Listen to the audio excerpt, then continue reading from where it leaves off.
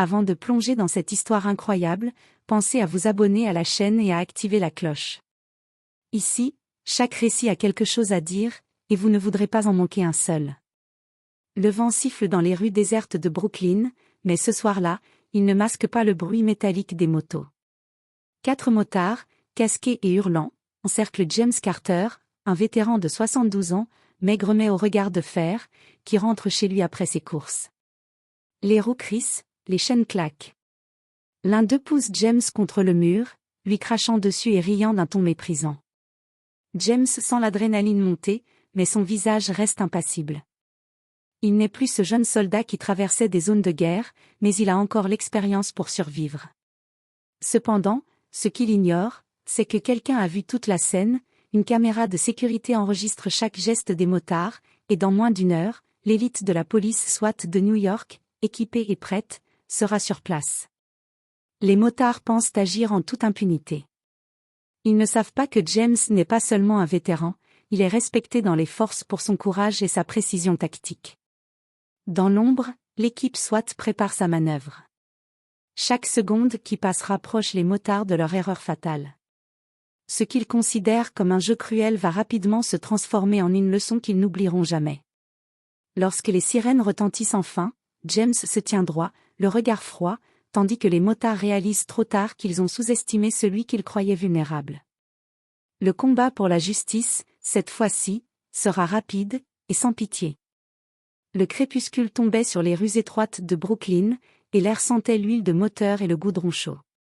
James Carter, son manteau beige refermé jusqu'au cou, marchait lentement vers son appartement, portant un petit sac de course. Son pas était mesuré, ses yeux scrutant les environs comme toujours. Même après toutes ces années, l'instinct d'un vétéran restait affûté. C'est alors qu'un rugissement de moteur brisa le calme. 4 motards surgissent de l'ombre, leurs visages cachés derrière des casques noirs.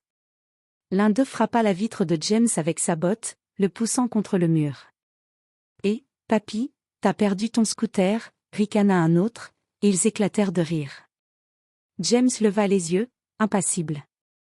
Son cœur battait plus vite, mais sa voix resta calme, reculée. Maintenant. Un sourire cruel s'étira sous le casque du leader. Ou quoi? Avant qu'il ne puisse réagir davantage, James fit un pas en arrière, évaluant leur position. Il connaissait le poids de l'expérience, chaque mouvement compte. Mais il savait que ce n'était plus un affrontement individuel.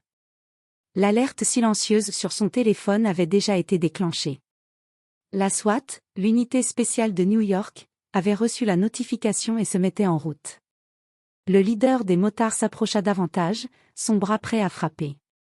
Mais dans l'ombre, des sirènes lointaines commencèrent à hurler. Un frisson parcourut les rangs des motards. « C'est quoi ce bruit » murmura l'un d'eux. James, toujours calme, les regarda droit dans les yeux. « Vous auriez dû choisir un autre objectif. » À cet instant, il était clair que la situation allait changer en moins d'une heure. Les motards ne savaient pas encore qu'ils venaient de déclencher une réaction en chaîne dont ils seraient les victimes. Les sirènes de la SWAT de New York se rapprochaient à toute vitesse, répercutant leur écho contre les murs des immeubles. Dans une camionnette noire blindée, capitaine Laura Bennett, chef de l'unité, ajustait son casque et parcourait les informations sur sa tablette. Les visages des motards apparaissaient en photo sur l'écran, 4 récidivistes connus pour des agressions et des vols. Ils ont sous-estimé un vétéran, murmura-t-elle, le ton ferme. À quelques mètres, James restait immobile, ses mains légèrement levées pour montrer qu'il ne voulait pas de confrontation directe. Mais il savait que l'intervention était imminente. Les motards, eux, discutaient entre eux, nerveux, l'ombre des sirènes les rendant moins confiants. Laura sortit en premier, suivie de son équipe, tous vêtus de noir et armés de leurs fusils à impulsion. Leur approche était silencieuse, méthodique. « On bloque toutes les sorties », ordonna-t-elle dans son micro. Les motards, pris de panique, commencèrent à se disperser. L'un d'eux fit un geste brusque, prêt à attaquer James à nouveau. Mais avant qu'il ne puisse lever sa main, une grenade assourdissante éclata près de lui, le projetant au sol et le désorientant complètement. James resta calme au centre de la scène, observant chaque mouvement, tandis que la SWAT encerclait les assaillants. Le vent apportait maintenant l'odeur de l'adrénaline et du danger, mais James se sentait étrangement serein, la justice arrivait, et les motards allaient comprendre, enfin, que la violence gratuite a un prix. Les 4 hommes, maintenant coincés, se regardèrent, réalisant leur erreur. La vengeance de la loi venait de commencer, et personne ne sortirait de cette ruelle sans en payer le prix. La ruelle étroite était maintenant un piège parfait. Les motards, haletants et désorientés, comprenaient qu'ils n'avaient aucune échappatoire. Les lumières clignotantes des véhicules de la SWAT peignaient leurs casques de reflets rouges et bleus, accentuant l'atmosphère de tension. James restait au centre, calme comme un vétéran ayant traversé l'enfer. Il observait la scène, analysait chaque position. Son regard croisa celui du leader des motards, qui commençait à paniquer. On peut négocier, balbutia-t-il. Mais capitaine Laura Bennett secoua la tête dans son micro.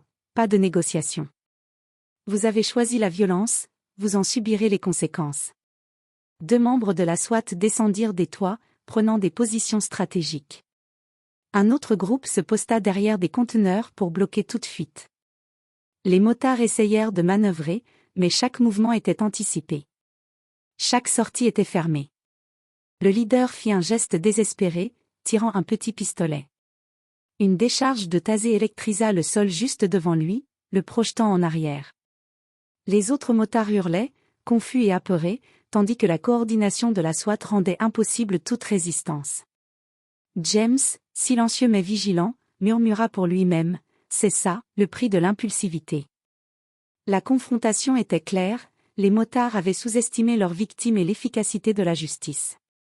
Dans quelques minutes, cette ruelle deviendrait le théâtre d'une leçon que ces hommes n'oublieraient jamais. Et James, lui, n'avait jamais eu l'intention de lever la main. Il se contentait d'être là, témoin et calme, laissant les forces de la loi faire leur travail. Le rugissement des moteurs s'était maintenant éteint, remplacé par les ordres secs de la SWAT. Les motards étaient encerclés, sans échappatoire. Le leader, toujours haletant, réalisa que la situation avait complètement échappé à son contrôle. « Bougez et vous y passez » hurla Laura Bennett. Son équipe avançait avec précision, verrouillant chaque position, réduisant l'espace vital des assaillants à quelques mètres carrés.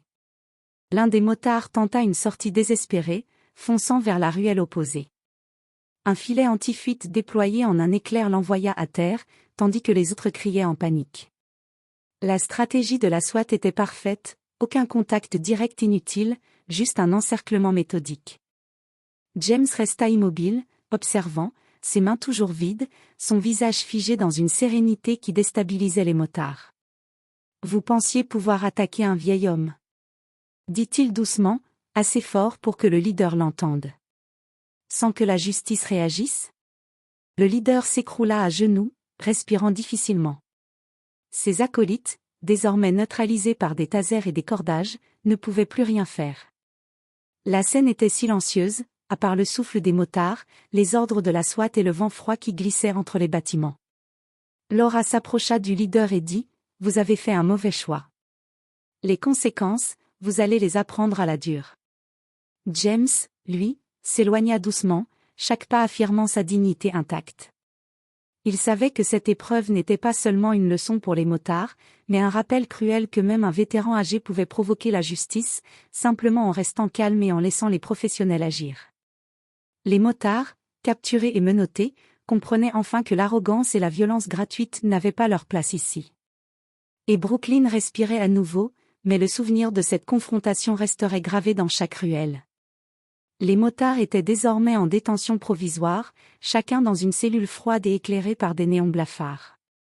Leurs visages, autrefois arrogants, étaient marqués par la peur et le regret. Les murs résonnaient des murmures, la réalité de leurs actes venait de les rattraper.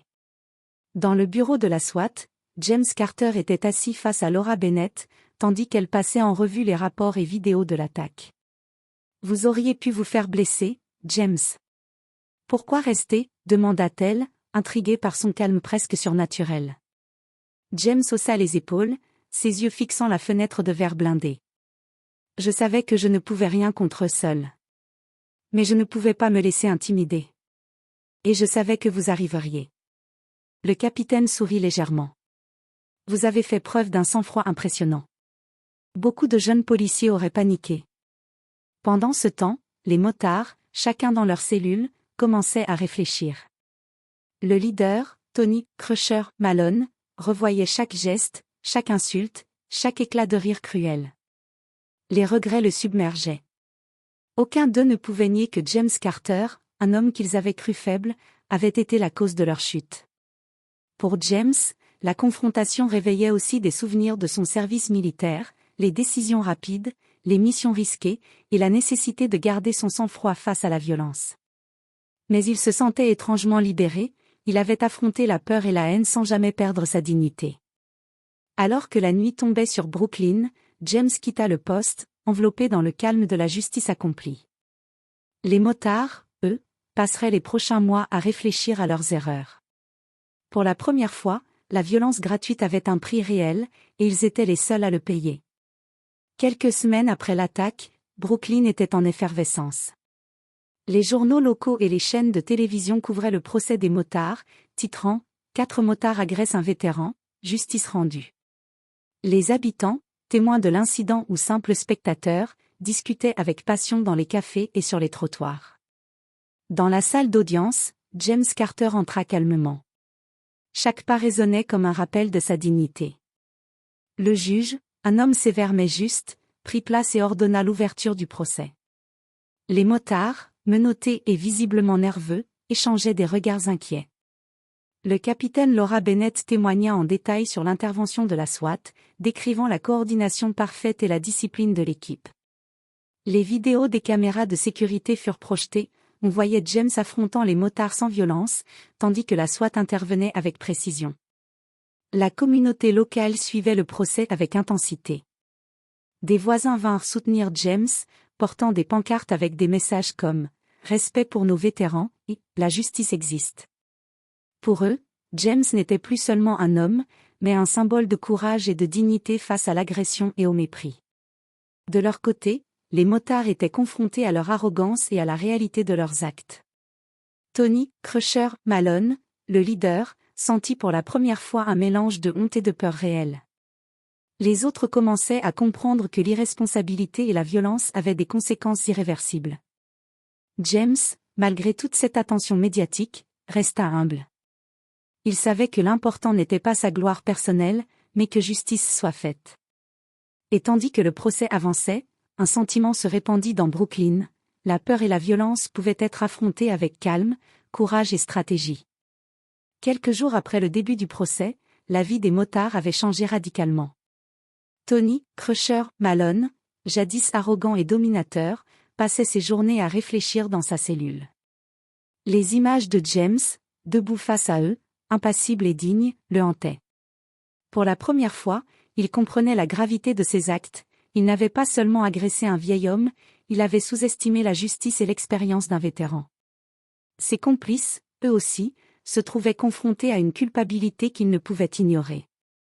Les nuits étaient longues, marquées par des cauchemars où les sirènes de la SWAT hurlaient encore, et où leurs gestes violents revenaient en boucle. Pendant ce temps, James Carter se rendait régulièrement dans les quartiers voisins pour rencontrer les jeunes et partager son histoire. Il parlait de courage, de respect et de contrôle de soi. Dans les écoles et les centres communautaires, il devenait un symbole vivant de résilience et de sagesse. Les habitants l'admiraient non seulement pour sa force face à l'agression, mais pour sa capacité à transformer une expérience traumatisante en leçon pour les autres. Même Laura Bennett, capitaine de la SWAT, constatait l'impact de James. Il n'a jamais levé la main, et pourtant, il a changé des vies. La réputation de James grandissait, et les motards, eux, étaient obligés de faire face à leurs erreurs, sachant qu'ils seraient jugés non seulement par la loi mais aussi par la société. Chaque visite au tribunal, chaque regard posé sur eux par James ou par les témoins, renforçait leur honte et leur compréhension tardive de ce qu'ils avaient perdu, la liberté, le respect et la dignité. Ainsi, tandis que le procès avançait, Brooklyn découvrait que la véritable force ne résidait pas dans la violence, mais dans la maîtrise de soi, la justice et l'exemple que l'on laisse aux autres. Le jour du verdict, la salle d'audience était saturée.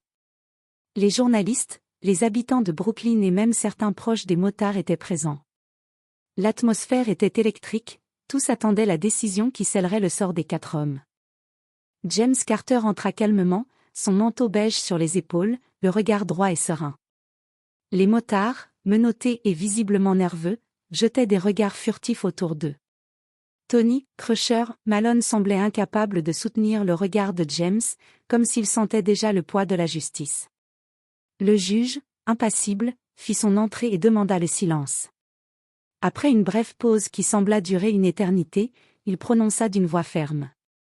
Pour les actes d'agression et d'intimidation envers James Carter, et pour la mise en danger public, la Cour vous condamne à une peine de 4 à 6 ans de prison, selon la gravité de vos actes. Un murmure parcourut la salle. Les motards baissèrent la tête, incapables de répliquer. Le poids de leur choix venait de les frapper de plein fouet. Chaque insulte, chaque geste violent, chaque rire cruel semblait maintenant se retourner contre eux. James, de son côté, resta droit. Il ne jubila pas, ne montra aucune arrogance. Il avait obtenu ce qu'il voulait, justice. La foule, qui suivait l'affaire depuis des semaines, éclata en applaudissements. Les habitants voyaient en lui un symbole de courage, de dignité et de résilience. Laura Bennett posa une main sur l'épaule de James, un léger sourire aux lèvres. Vous avez montré à tout le monde que la vraie force ne réside pas dans la violence, mais dans le courage et le sang-froid. Les motards furent escortés hors de la salle, conscients que leur arrogance et leur brutalité avaient entraîné leur chute. James, quant à lui, sortit dans la lumière du jour, respirant l'air frais de Brooklyn avec la satisfaction tranquille de celui qui a affronté la peur et la haine, et qui en est sorti plus fort que jamais. Quelques mois après le procès, Brooklyn avait changé. Les habitants parlaient de James Carter non seulement comme d'un vétéran, mais comme d'un véritable modèle. Les jeunes se rassemblaient pour écouter ses histoires, apprendre la discipline et la maîtrise de soi, et comprendre que le respect et le courage valent mieux que la violence. Les motards, de leur côté, commençaient à accepter la réalité de leurs actes. Tony, Crusher, Malone, isolé dans sa cellule, suivait des programmes de réhabilitation et de sensibilisation à la violence. Les 3 autres étaient assignés à des travaux communautaires et à des ateliers de contrôle de la colère. Tous comprenaient que l'humiliation et la honte étaient le début d'un long chemin vers la rédemption. James, lui, continuait de fréquenter les centres communautaires et les écoles locales. Chaque rencontre avec les jeunes lui rappelait sa mission, transmettre l'expérience et la sagesse acquise au fil des années, non seulement comme vétéran, mais comme citoyen qui avait affronté l'injustice avec dignité. Les voisins de James racontaient encore l'attaque, mais avec une perspective différente. Ce qui avait commencé comme un acte de violence gratuite s'était transformé en leçon pour toute une communauté.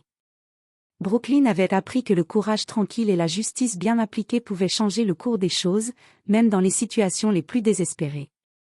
Et James, chaque soir, en rentrant chez lui, observait le quartier, un léger sourire aux lèvres, sachant que sa patience et sa détermination avaient semé des graines qui allaient porter leurs fruits pour les années à venir. L'hiver approchait sur Brooklyn, et l'air froid portait avec lui un sentiment de renouveau. James Carter, marchant dans sa rue familière, voyait les mêmes visages qu'avant, mais quelque chose avait changé, la peur et l'intimidation avaient disparu, remplacées par le respect et l'admiration. Les motards, désormais confrontés à la réalité de leurs peines et à leurs actions passées, avaient commencé un chemin de réhabilitation.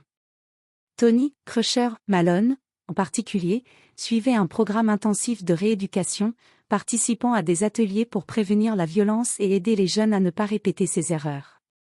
Ses compagnons, eux aussi, réalisaient peu à peu que la liberté qu'ils avaient perdue avait un prix, la compréhension que la violence gratuite détruit autant celui qui la commet que celui qui la subit.